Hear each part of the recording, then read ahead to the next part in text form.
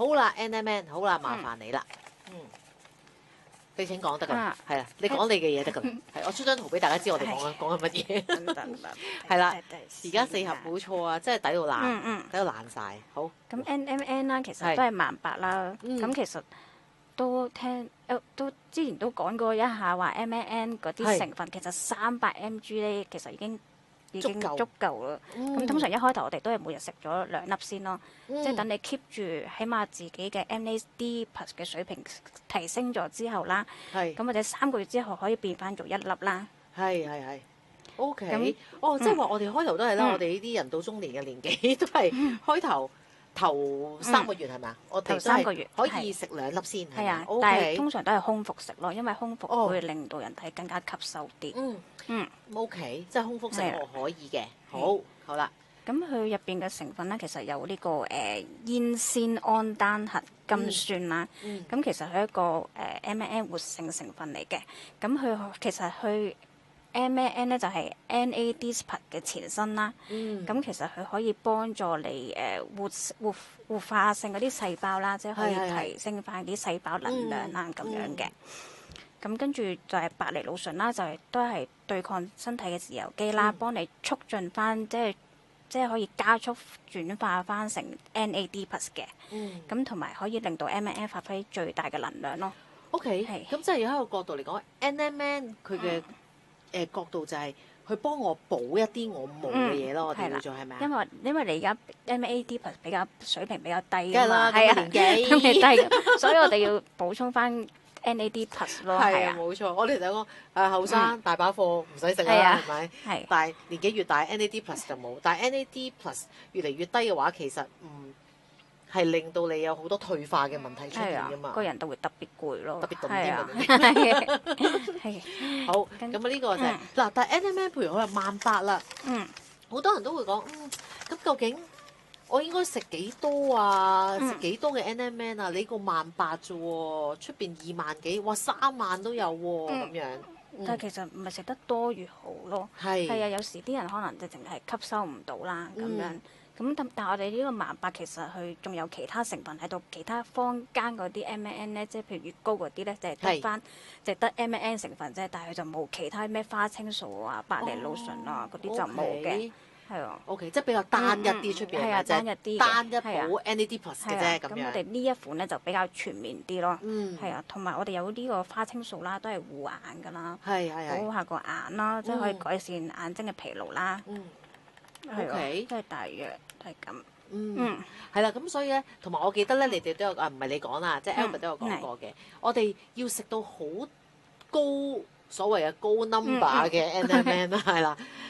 其實係你年紀越大，可能先需要食多啲嘅份量，或者可能食嘅數字要大啲咁解啫。我哋一般嘅話，其實佢話18000好足夠㗎啦，已經食2粒其實都夠足夠，係啊，已經係上限嚟嘅你。係啦，因為唔係話你食得多你就補得多㗎嘛，你吸收唔到嘅，咪又係吸嘥咗咯，我哋叫做係咪叫嘥咗嗰樣嘢？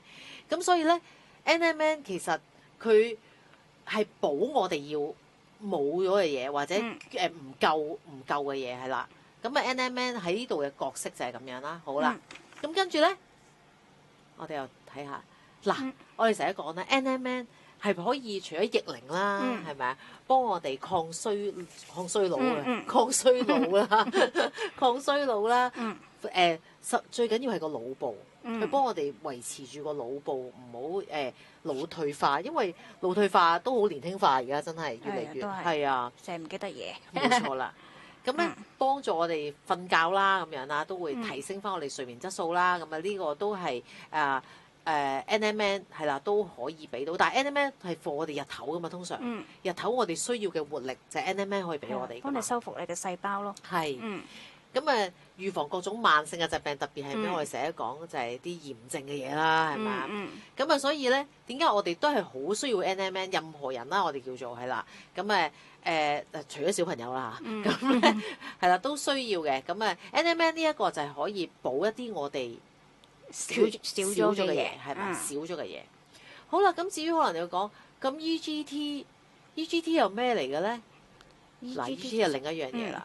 雖然你要見到，喂 EGT 佢都有有啲谷胱甘肽係咪啊？會有一啲我睇下可唔可以升高啲先啊？唔好意思啊，咁樣係啦，係有 PQQ 咁樣係咪啊？都係呢啲喎，係都係呢啲。EGT 就好似保護你嘅細胞咁樣咯，係啊，即係防止外邊去做外界造成細胞嘅損傷咯，係啊，係啦，同埋 EGT 最強，即係講緊呢一個最強就係抗我哋身體嘅炎症，消我哋嘅炎症，係啦，炎症咧，我成日都講過好多次啊，炎症咧唔發出嚟咧，你唔覺得自己有嘅，但係其實我哋身體上，即係等於我哋身體上個個都會有一啲嘅癌細胞一樣啦，係咪？我哋係有㗎，佢發唔發出嚟或者有冇病變啊嘛？即係炎症一樣，其實我哋個個都有㗎。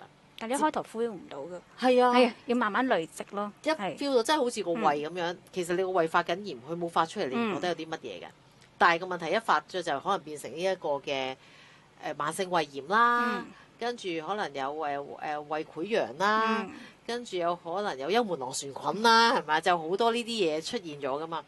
我哋 EGT 個出發點就係幫我哋去控制住我哋嘅身體嘅炎症嘅指數，可能幫你消炎添，唔係啦，甚至乎係呢一個係好緊要嘅。咁啊，仲有咧？但係其他普通啲抗氧化咧，佢哋唔會幫你大聲消炎到嘅。係啊，但係我哋 EGT 咧就可以幫你針對翻你嗰個細胞嘅炎症咯，即係可以直接幫你轉送到喺細胞內嘅炎症咁樣嘅。係冇錯啦。咁啊，所以呢一個，所以佢兩個點解一齊就係好咧？呢一個就幫我哋消咗一啲唔好嘅嘢，係啦。呢一個就係俾能量俾我哋需要嘅嘢，係啦。所以點解話一食就要一齊食係最好？如果一齊食，我想問下開頭啦。譬如我兩樣都食啦，頭先你話 NMN 我要食2粒啦，咁如果我又食緊 EGT 嘅話，EGT 我都係食2粒喎。咁我 NMN 係咪如果佢哋一齊食 NMN 我食1粒就得啦？開頭定係都係都係一樣，每樣都係食2粒先開頭，係啊，可以一齊食嘅。頭3個月係啦，2先係啦，2粒。之後先至變成一個保健嘅食法，係咪？Kevin 話有其他藥食緊，請問要隔幾耐先可以再食？所有 supplement 食緊西藥嘅朋友仔係啦，2個鐘，2個鐘建議隔。係啦，但係如果嗱頭先我哋講，因為我哋一直都有魚油啦，咁大家都知啦。如果食緊薄血丸嘅朋友仔啦，係啦，咪食緊阿士匹靈嘅朋友仔啦，記得魚油丸不能夠食，其他嗰啲你就要隔2個鐘頭食，得唔得？係啦。好啦，咁啊，所以其實兩個嘅方向係唔同嘅，所以唔好覺得我好似重複咗食一啲嘢咁樣。一個內修護咯，一個係外防禦咯。係啦，呢個內修護就係佢啦，EGT 外防禦就係 NMN 啦。O 唔 OK？好啦，咁咧，咁啊，其實咧，Activate 咧，Activate 嘅，其實EGT 啦，其實大家都知道有一個叫做阿 Michael 啦，係嘛？阿 Michael Levitt 呢一位其實係 Activate 嘅首席嘅科學顧問嚟嘅。所以咧佢攞過諾貝爾獎啦，當然係啦。咁啊有接受過訪問㗎，咁啊大家自己上網 check 即係 check 翻佢個名啦。係啦，維基都有講佢嘅，冇呃人嘅。咁咧呢位教授咧就係而家真係佢哋 Activate 係啦嘅首席顧問嚟嘅。咁啊，所以點解佢EGT 推出喺市面啦？係其實佢哋做咗好多嘅科研啦，係啦，做咗好多嘅認證啦，係啦，咁啊先至去推出到呢一個嘅係啦60mg 嘅 EGT 嘅。唔好客氣啊 Kman 啦，係啦嗱，真係有㗎，真係有啊！呢個係邊間報館咧先啊？香港商報係啦，你哋可以揾翻。咁當然啦，2013年嘅係啦諾貝爾化學獎嘅得主係啦，咁啊之前佢有講過呢個漢坦病毒啊，即係訪問過佢啦咁樣，咁啊接受過訪問嘅係啦，咁啊大家可以 check 下佢嘅background 都得嘅。好啦，我又轉翻過去啦。